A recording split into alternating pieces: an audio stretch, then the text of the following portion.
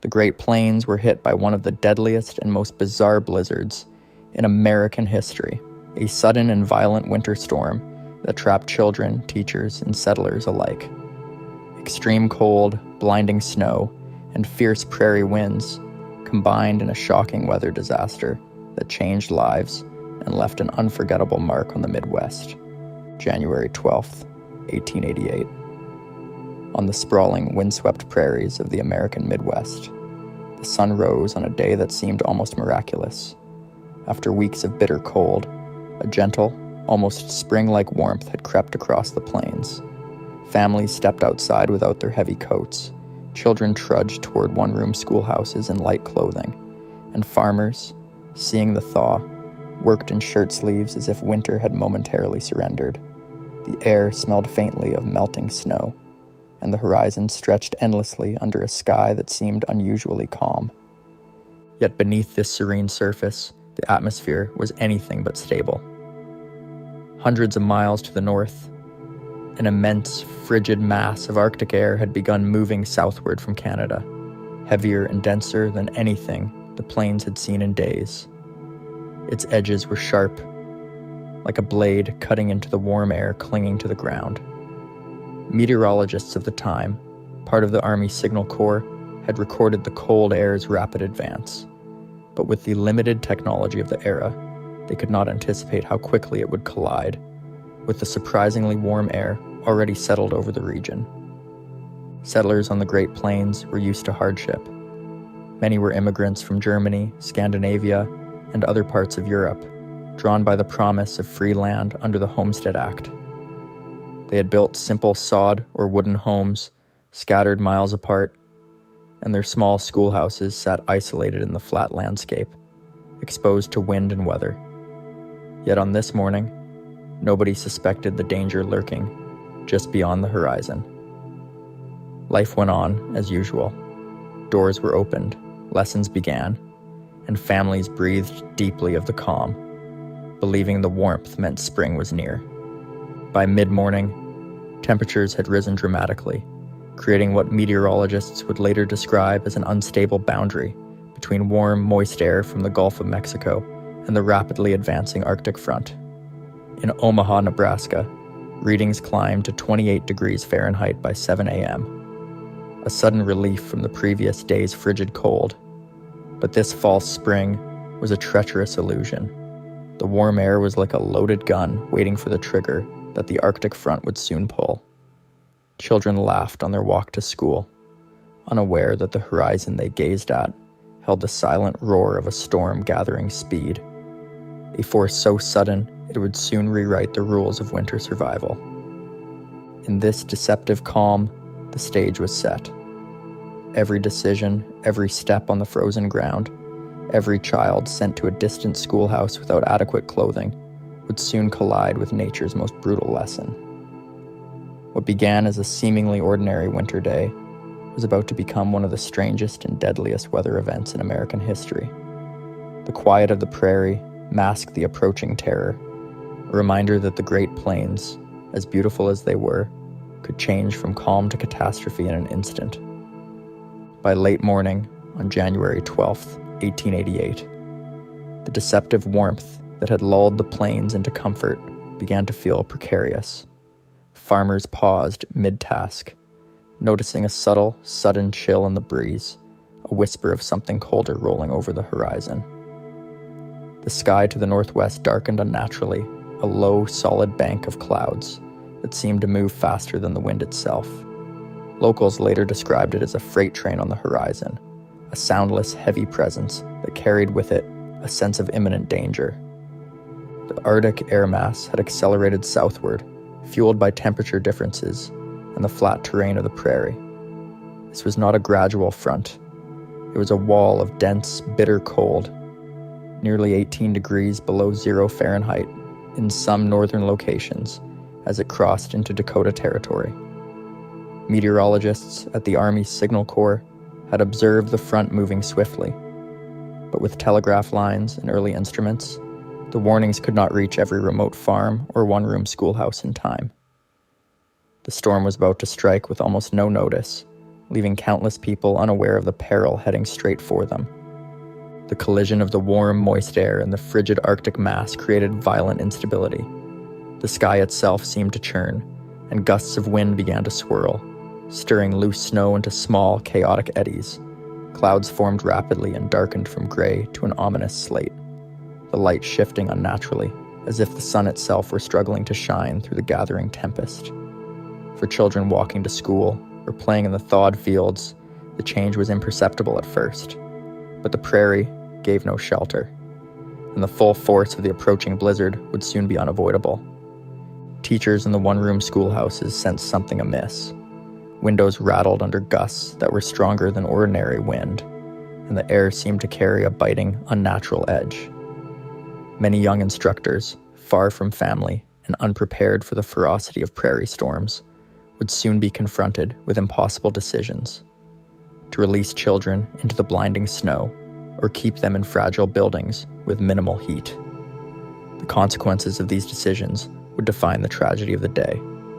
Meanwhile, livestock and farm animals grew restless. Horses shivered and stamped, cows lowed with agitation, and poultry huddled in every sheltered corner they could find. The storm's first whispers had reached the ground, a prelude to a whiteout that would engulf everything in its path. Nature had drawn the line between warmth and Arctic chill, and the prairie was about to witness a wall of cold that moved faster than humans could react. In just a few more minutes, the peaceful mid-morning of January 12th would vanish entirely. The frozen, icy wave barreling south would sweep over towns, fields, and schoolhouses alike, transforming what had felt like a spring-like afternoon into a nightmare of wind, snow, and deadly, suffocating cold.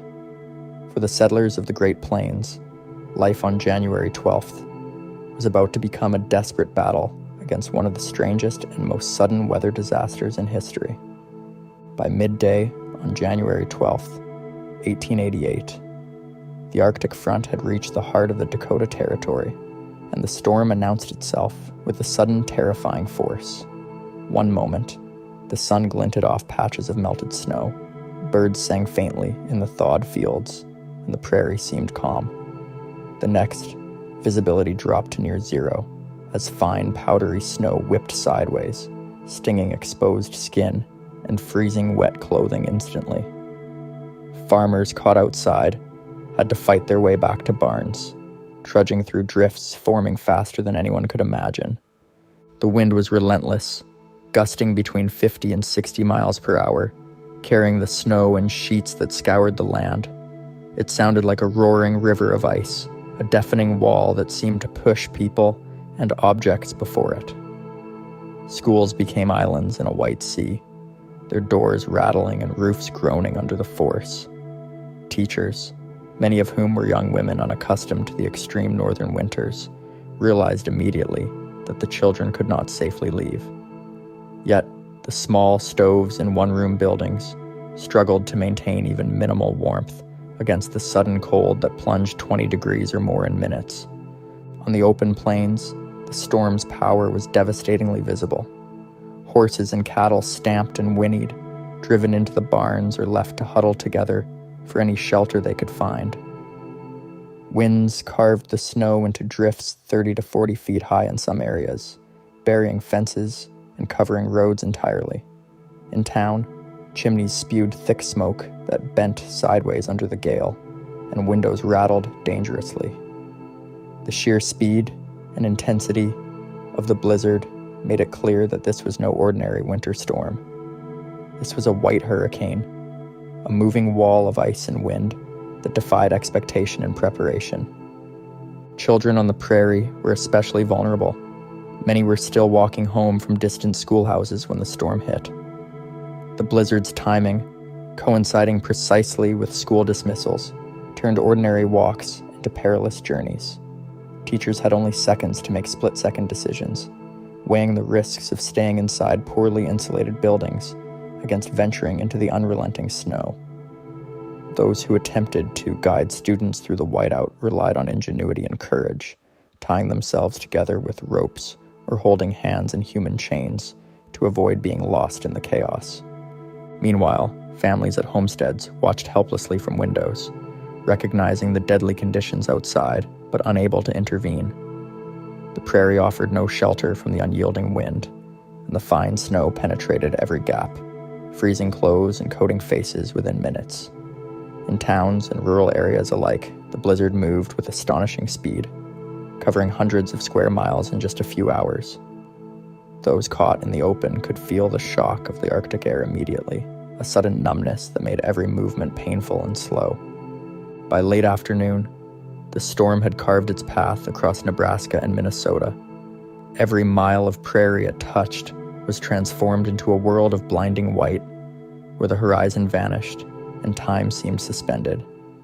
The sheer unpredictability of the blizzard left no safe route, no reliable signal of direction, and no certainty of survival for anyone who ventured into its grasp.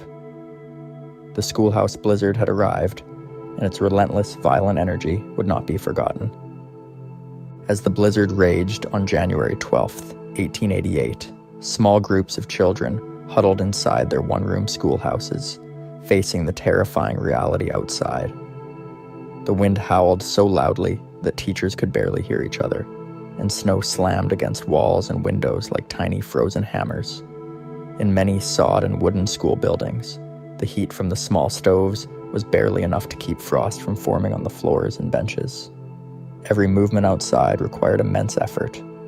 Students who had been dismissed from distant schools now faced a deadly maze of white, where one misstep could mean hours of wandering in freezing winds. In Holt County, Nebraska, 19-year-old teacher Minnie Freeman became a beacon of determination. With 13 students trapped inside her sod schoolhouse, she quickly realized that leaving the children indoors could be fatal if the fire went out or the roof collapsed under snow. Thinking fast, she tied the children together with a ball of twine, holding the youngest in her arms. With every step, she guided them carefully across snowdrifts, nearly as tall as a grown man, navigating by memory and instinct. The wind stung faces like icy needles, and visibility was almost zero, but Freeman's calm decisiveness kept panic from spreading. Other teachers acted just as bravely. In Howells, Nebraska, George Poole had 40 pupils in a schoolhouse with a small, struggling stove. He made a rope from scarves so that he could lead trips outside to retrieve extra firewood. The gale tore at doors and windows, but the children stayed tethered together, following his guidance through the blinding storm. In nearby towns, men on horseback, Albert Noggengust and George Loads, rode through the blizzard, delivering coats and blankets and rescuing children who had been dismissed too soon. The courage and ingenuity of these individuals were extraordinary, revealing a human spirit determined to survive against one of nature's most sudden and violent forces. The conditions outside were nightmarish. Temperatures had plummeted below minus 20 degrees Fahrenheit, and the wind made it feel closer to minus 40 degrees Fahrenheit. Powdered snow filled every gap and clung to clothing, freezing skin almost instantly. Horses and livestock huddled in barns or collapsed in drifts, while farmers and settlers struggled to reach their homes or the nearest shelter. Roads vanished under towering snowbanks, and familiar landmarks became indistinguishable. The blizzard's speed and ferocity meant that even a journey of a few hundred yards could take hours, with zero guarantee of safety. Within this chaos, ordinary items became lifelines. Twine, scarves, ropes, and even broom handles were used to keep groups together, to mark paths, or to reinforce makeshift shelters. Teachers had to constantly reassess conditions, moving students closer to stoves, checking for frostbite, and improvising in a world where normal safety measures no longer applied. Each decision could mean life or death, and the adrenaline of survival sharpened every sense. The storm, relentless and indiscriminate, was testing human endurance in the ways few had ever imagined. By evening, some children had finally made it home, guided by heroic teachers or neighbors. Others were still stranded, lost in drifts that had grown up to 40 feet in places. The combination of Arctic winds, plummeting temperatures, and blinding snow meant that survival depended not just on physical endurance, but on careful planning, courage, and a calm presence under extreme pressure. Every hour passed was a battle against the unyielding force of nature, and the blizzard was far from finished. As January 12th, 1888, wore on, the full scale of the storm became horrifyingly clear across the Great Plains.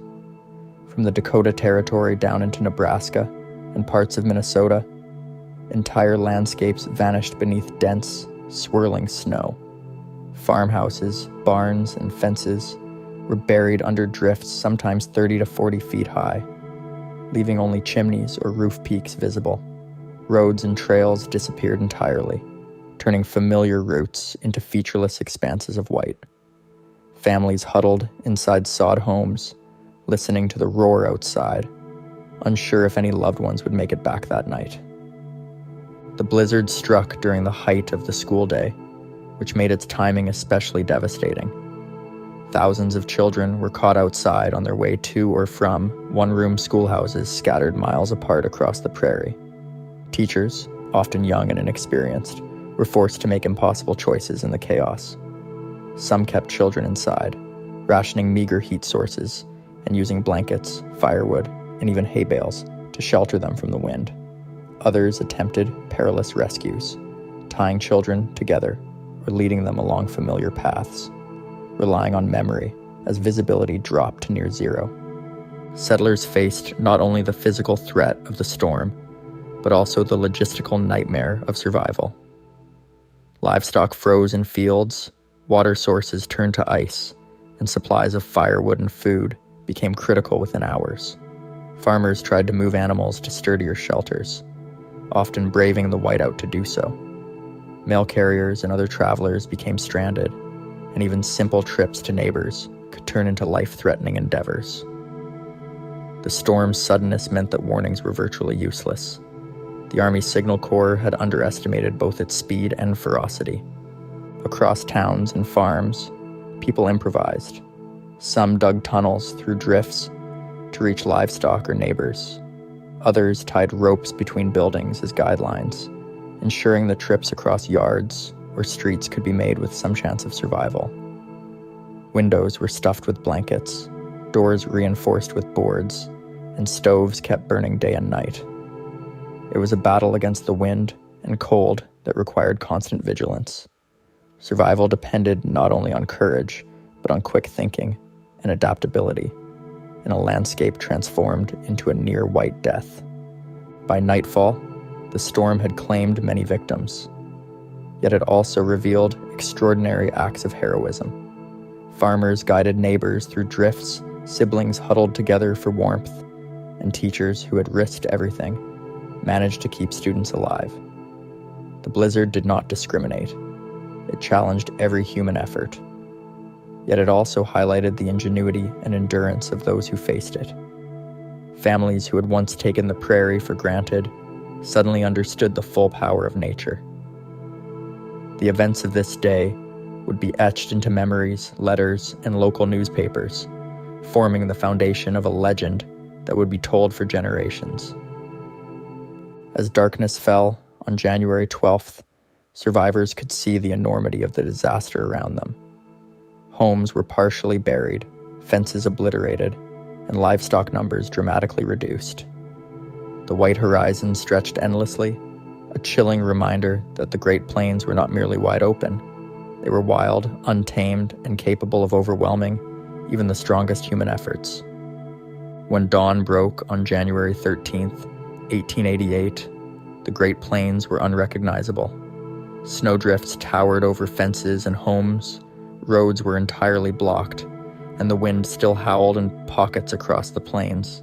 Survivors emerged cautiously from their sodden wooden homes, stepping into a landscape that was both beautiful and terrifying, a frozen expanse of white stretching as far as the eye could see.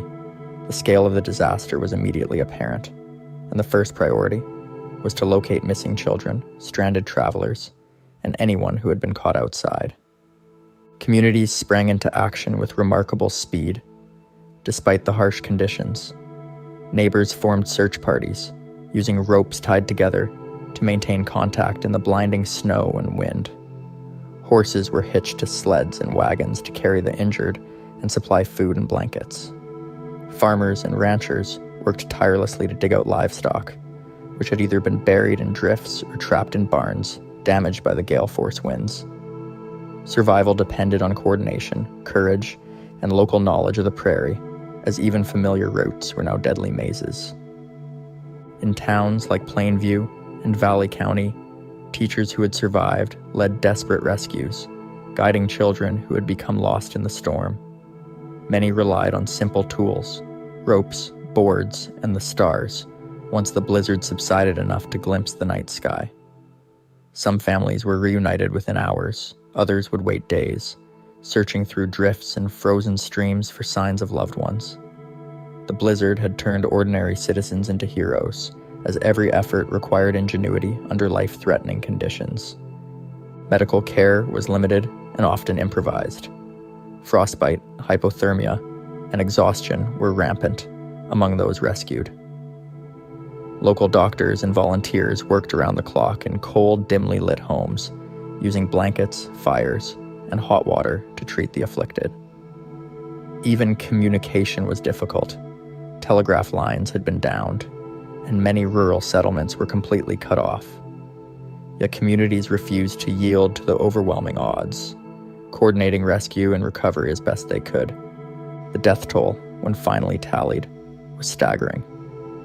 Estimates reached 235 lives lost, nearly half of whom were children caught in or near schoolhouses. Many bodies were found days later, preserved by the extreme cold, in haystacks, snowdrifts, or partially collapsed structures. It was a deeply shocking number for a sparsely populated region, and it left a profound imprint on the collective memory of settlers. Recovery extended beyond immediate survival. Families rebuilt homes, reinforced barns, and replanted what crops they could. Schools began adopting new safety measures, ensuring children would not be dismissed in dangerous weather conditions. Communities held gatherings to mourn lost neighbors, sharing stories of courage, survival, and tragedy. Over time, these narratives formed the foundation of what became known as the legend of the Schoolhouse Blizzard. Even with the snow cleared, the blizzard's impact lingered. The sheer speed and ferocity of the storm had altered the psyche of settlers, making them acutely aware of the vulnerability of life on the prairie. For years afterward, winter weather was approached with caution and respect. Letters, diaries, and newspaper reports preserved the memories of those harrowing hours, ensuring the event would not be forgotten. By the end of January 1888, the Great Plains were slowly returning to normal life, but nothing could erase the lessons learned. Survival had depended on courage, quick thinking, and community, leaving a legacy that would influence weather preparedness and prairie life for decades. The Schoolhouse Blizzard had demonstrated not only the destructive power of nature, but also the extraordinary resilience of those who endured it. The Schoolhouse Blizzard left more than snowdrifts and shattered homes. It left a lasting imprint on the culture and mindset of the Great Plains. Communities realized that survival in this vast, unpredictable land required preparation, knowledge, and respect for the elements. Schools adopted new safety protocols, mandating that children stay inside during sudden storms and providing ways for teachers to shelter them safely. Sod and wood structures were reinforced, and settlers became more strategic in storing fuel and provisions for emergencies. Meteorology itself was influenced by the tragedy. The Army Signal Corps and early National Weather Service studied the blizzard in detail, analyzing the rapid Arctic front and its interaction with the warm southern air. The event became a benchmark for understanding sudden, extreme weather changes in the central United States. Weather forecasting began to emphasize rapid shifts and local geography, acknowledging that even a single unanticipated storm could be deadly. The stories of bravery were remembered and retold in newspapers, letters, and later in books. Teachers like Minnie Freeman and George Poole became examples of calm, decisive action under life-threatening pressure. These accounts inspired local generations to value courage, quick thinking, and community solidarity, particularly in the harsh conditions of winter. Annual commemorations and gatherings kept the memory alive, ensuring that the event would be studied not only for its meteorological oddities, but also for its human stories. Economically, the blizzard highlighted the vulnerability of the prairie lifestyle. Livestock losses and damaged crops forced settlers to reconsider agricultural planning, winter grazing, and food storage. Some farmers adopted alternative methods, such as building windbreaks and storing emergency fodder, innovations directly tied to the lessons of January 1888. The event reshaped practical life on the prairie as much as it shaped collective memory.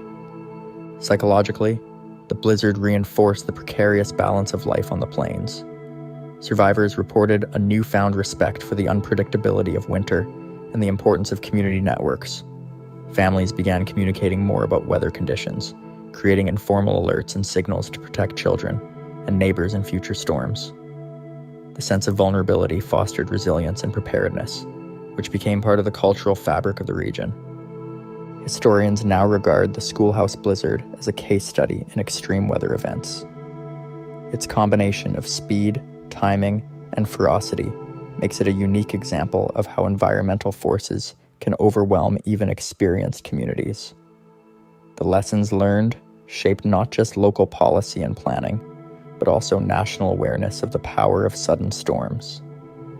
The blizzard also entered popular consciousness, influencing literature, folklore, and educational discussions about weather. It was not just a historical footnote. It became a symbol of both the beauty and danger inherent in nature's most extreme moments. Stories of heroism, tragedy, and survival are still referenced in classrooms and historical societies today. In many ways, the legacy of January 12th, 1888, extends far beyond the prairie.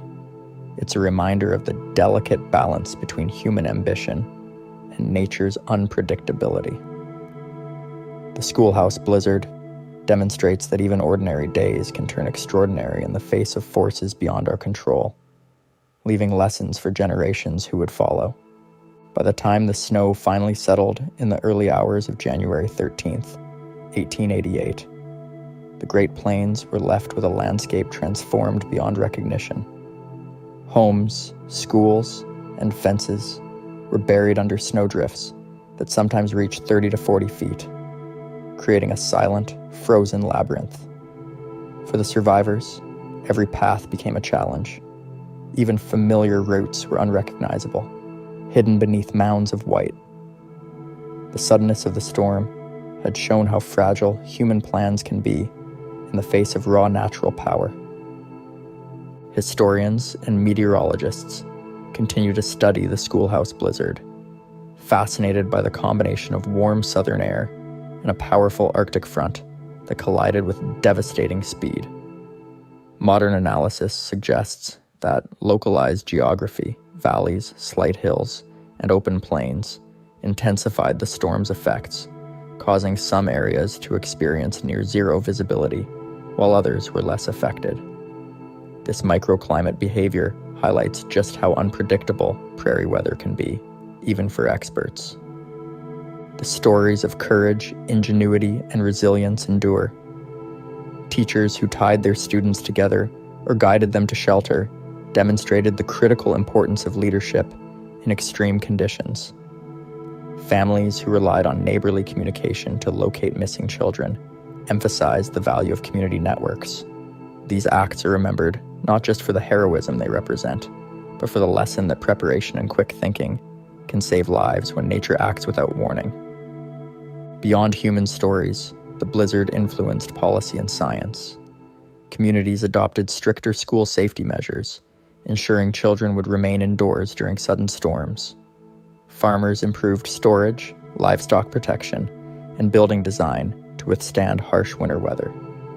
Meteorologists refined their understanding of rapid cold fronts, contributing to the eventual development of more accurate forecasting techniques. The blizzard also left an indelible mark on American culture.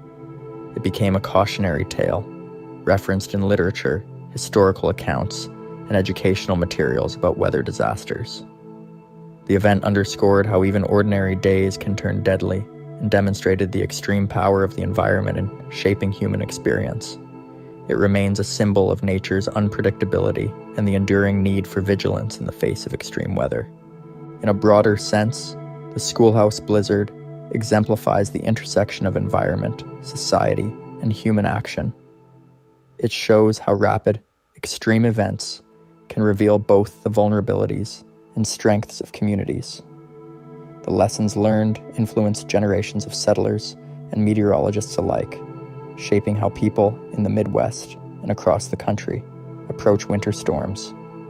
Ultimately, January 12th, 1888, stands as a vivid reminder of the precarious balance between human ambition and nature's force. It immortalizes a day when routine became extraordinary, when education, labor, and daily life were swept into the raw, icy power of the storm.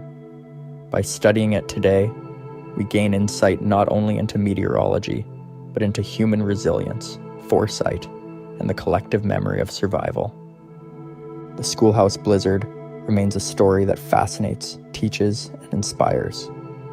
It reminds us that the most seemingly ordinary days can hold the potential for the most extraordinary events, and that even in the harshest conditions, human courage can shine through. It is a story of history, weather, and the human spirit intertwined, a blizzard that has never been forgotten.